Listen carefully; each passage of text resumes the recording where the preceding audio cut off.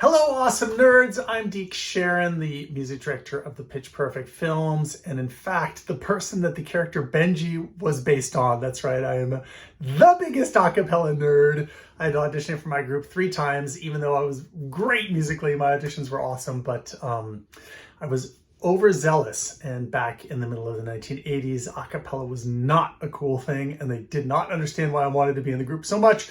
So I had to audition 3 times, and on the 3rd time, I knew if I didn't get in, they wouldn't take me, so I just had to pretend like I didn't care, and then they took me, and here we are. So you can see my platinum Pitch Perfect album over there behind me, and I thought I would just dive into these questions with no further ado. And I'm so much looking forward to being there in person. And I don't know if you've seen the movie already or you're going to see it or whatever. So I'll be quick. Let's see. First up, Basil asked the question, did any of the actors have much singing experience before working with me?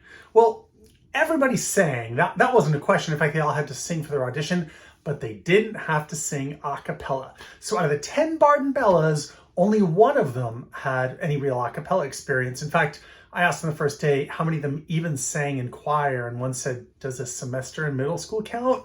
And that's when the blood drained from my face. So 9 of them did not have any experience, and in fact, there were a lot of tears in the recording studio. A cappella is hard, and making the greatest women's collegiate a cappella group of all time for this movie with 9 out of 10 comedy actresses who had nice voices, but didn't really understand how harmony and blend work and all this kind of stuff.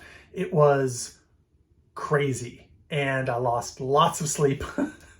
2 hours a night, waking up sweating, but yeah, crazy. It all came together. I honestly thought the movie was going direct to DVD. This is truth. Okay, next question. Libby, how much of the singing was done live and how much was recorded in the studio? Were the actors actually singing on set? Was the lip syncing going on? Here's what you need to know about the way movies are made. They're never singing live, unless it's one person. Okay, so in the Cup scene where Anna Kendrick is singing the Cup song and flipping it, that was live. But think about it. There were no other layers going on. There's no overdubbing. It's just her voice alone. So just like dialogue, she could do it live. And there were no tracks going on. It was very simple. That you can do live pretty easily. Anything else requires pre-recording. Imagine we spent 5 days doing the finale scene, and each night the Barden Bellas were up on the stage bouncing around and doing all this on stage. Which audio take would you use? And what if this person was close to the mic and this take, but then far away, and then the other person? It's just too much chaos. So what we did is I had rehearsals with all of the Barden Bellas as a group, and then I did private lessons with each one of them to make sure they knew what the music was and how it worked, and to check them on it. And I had a giant whiteboard with all of their names and all of the songs, and they got a little check when they did it for me perfectly alone. So that meant I knew they were ready to go in the studio. And then we recorded all of their voices individually. And then once that was done, mixed it all down and gave them little recordings of their voice in one ear and everybody else's voice in the other ear, so they could really practice with exactly which take they used and what the exact inflection was. And then they could practice the choreography and stuff with it. So when they were on stage, they were doing exactly what they did in the studio, and the lip syncing worked out really well. It's the only way. Every musical theater production you see, you go back and watch Singing in the Rain or whatever, they're lip syncing. They're lip syncing in everything. In fact, I think only maybe the movie Round Midnight, the classic jazz movie from 1989, 1990, that was all recorded on set live for the movie. But that was an incredible, almost experiment, and one of the very rare times in history that's ever happened. Definitely not with a cappella. Okay, let's see. Up next, Francis, how are the mashup medleys dreamt up, and what sparks the ideas? Okay, the mashup idea of having one word snap right into the next word and then another song on a particular theme with different keys and different tempos happening, I want to let you know this is impossible to do in real life. Imagine having a person talk to you and they're giving a speech, and you have to cut them off on the exact word that you want them to, and then you continue that sentence or a different sentence but on the same topic with them, right? And then imagine singing it, and then imagine a bunch of other people singing with you. It's like the hardest level of improv comedy theater. And in fact, I have a professional group that I was with for almost 25 years called the House Jacks, and we figured out how to do live improvisation, like take any song, any style of music, whatever, and work it out. But it's masterfully difficult. It is absolutely brain-numbingly hard to do, as you can imagine, improvising an arrangement all at the same time. And who's going to be on drums? Who's going to be on bass? Who's singing the lead? Who knows the words? Okay, the harmony's going to come in here, but then they want to change this. We're going to jump to this part of the song. There's just a lot going on. Anyway, so in real life, can the mashup from the first movie happen? People have tried it. It's not really functionally possible to think that quickly and jump that quickly between things, but it is great movie making magic. That is for sure. Let's see what else. Jess, which of the songs in the movie was the hardest to get right? For me as an arranger, it was the finale. In fact, I think I did like 30 versions of it, and the director kept coming back to me. He was like, more, like a mad scientist. And I was adding levels, and I was like, I think maybe it's too much now. And then the last version I handed him was like, a little too much, back it off a bit. And that's where we ended up. There's so much going on, so many different layers. I was really concerned that the whole thing would work. And in fact, no one had ever made an a cappella movie, so I didn't realize the power of like different camera cuts. And then, Anna Kendrick like looks at Skylar, and then Skylar looks back, and okay, and then you hear that little quote of the song right there, and then you can jump to something else, and Rebel's over here, and the whole thing is masterfully edited and put together to be able to tell the story, to make all these different layers work. Plus, you can pull up and down the volume levels so you don't actually hear all of the different layers of things going together in the last third of the song. It's mayhem and super fun. And it all worked out somehow. Let's see here. What were the rehearsals like? Well, we had a month of a cappella boot camp before each of the movies, where they would meet with me periodically and go over all of the songs in the movie and listen to them, and I'd play things and go over their parts and kind of try to sing together some of it and whatever, and then go off and work on their own. And then I'd do individual voice rehearsals with all of them. And they also at the same time would do choreographic meetings and wardrobe fittings and talk about their character, and all the kind of stuff ended up happening. But the big focus of it really is to make sure their music and dance came together well. That was the key to a cappella boot camp. Let's see. Which of the Pitch Perfect movies was my favorite to work on, and why? From Maddie. Maddie, my favorite was the second movie. The first movie was like blood loss and lost sleep and craziness, and I was sure it was going to fail, and I poured my heart into it. I was so worried about it. Like, this is the one chance you get to make an a cappella movie, and I really wanted it to be awesome.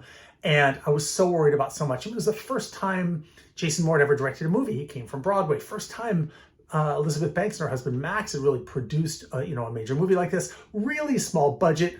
Gold Circle, the film that was the company that was putting together production, only had one hit movie in like 50 movies that were like slasher films and like Hallmark Channel romance things that were incredibly tiny. And I was just like, so many of these things are not lining up to make this the big success. Plus, the entire music team, everybody, no one had ever made an a cappella movie before, and a cappella is amazing in person, but as soon as you plop it on YouTube, and you just have like a few people standing on stage or whatever, like you don't feel the magic the way you do in the room, right?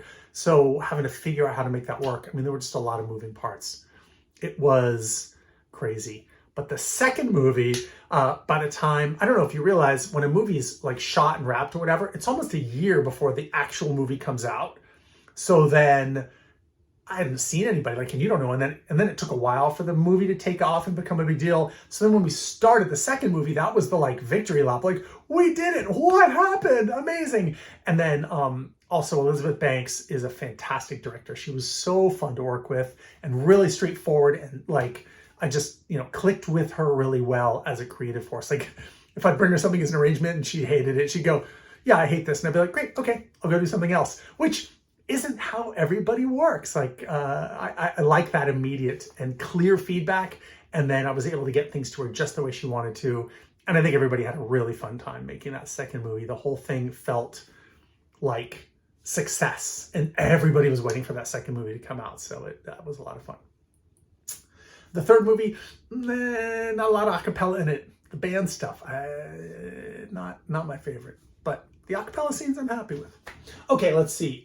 Jody, what's my own favorite acapella song to perform? Boy, I don't know. I love taking requests, you know, whatever the audience wants to hear. It's not about me. It's just not about me.